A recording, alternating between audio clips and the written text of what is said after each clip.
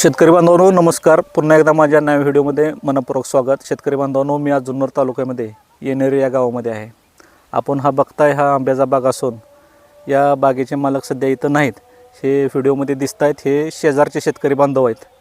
तर शेतकरी बांधवांनो, आंब्यामध्ये मोहर निघण्यासाठी काही महत्त्वाच्या गोष्टी आहेत. तर सगळ्यात महत्त्वाचं या बागेमध्ये बघू शकता, या ठिकाणी आंतरपीक घेतलेलं आहे. खाली कॅमेरामनला विनंती करतो, कॅमेरा फिरवून दाखवा, पाठीमागेही दाखवा.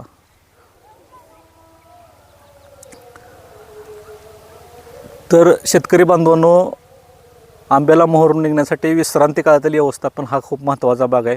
विश्रांती काळामध्ये महत्त्वाचं, पाऊस संपल्यापासून साधारण 40 ते 45 दिवस आपल्याला पाणी द्यायचं नाही आणि त्यानंतर थोडं पाणी द्यायचं आहे आपल्याला. आणि त्या पहिल्या पाण्यासोबत आपल्याला पोटॅशियम नायट्रेट 5 किलो आणि त्यासोबत आपल्याला प्लॅनोफिक्स 250 मिली द्यायचं आहे.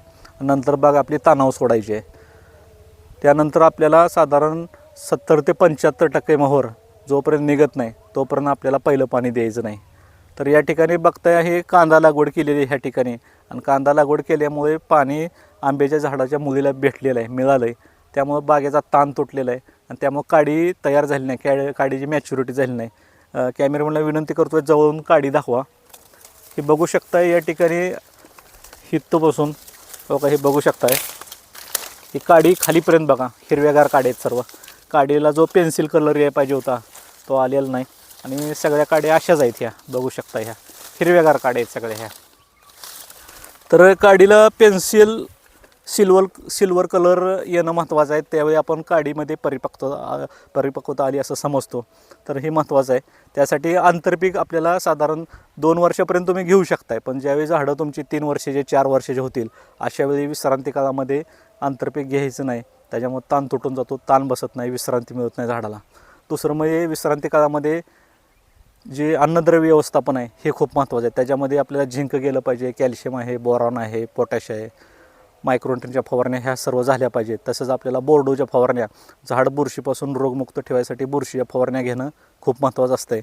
त्यानंतर आपल्याला महत्त्वाचा भाग म्हणजे छाटणी व्यवस्थापन. तर ह्या बघू शकताय आपण या ठिकाणी कशा प्रकारे छाटणीच केलेली नाही. रोप लावलेलं आहे पण हे जे काढायला पाहिजे हे काढलेलंच नाही.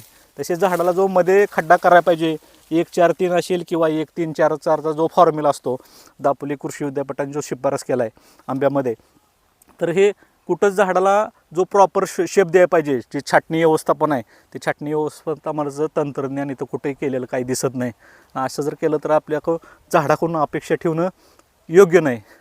तसंच आपल्याला झाडामध्ये स्वच्छता ठेवणं हे सुद्धा खूप महत्त्वाचं आहे. ह्या ठिकाणी बघू शकताय आपण काँग्रेस वाढलेलं आहे, सगळीकडे गवत वाढलेलं आहे आणि झाडातलं अंतरसुद्धा महत्त्वाचं आहे.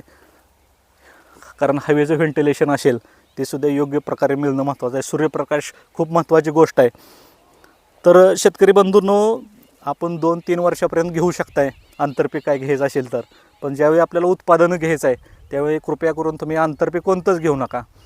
काही म्हणजे तुम्ही कांदा घेऊ नका, लसूण घेऊ नका, गहू कोणतंच पीक घेणं योग्य नाही. त्याला पुरेशी विश्रांती, पूर्ण विश्रांती मिळणं महत्त्वाचं आहे. तरच आपला आंब्यातून मोहर निघणार आहे आणि 100% त्यातून उत्पादन चांगल्या प्रकारे होणार आहे. दिलेली माहिती कशी वाटली कमेंटमध्ये सांगा. तसेच आमच्या चॅनलला लाईक करा, शेअर करा आणि सबस्क्राईबसुद्धा करा. धन्यवाद.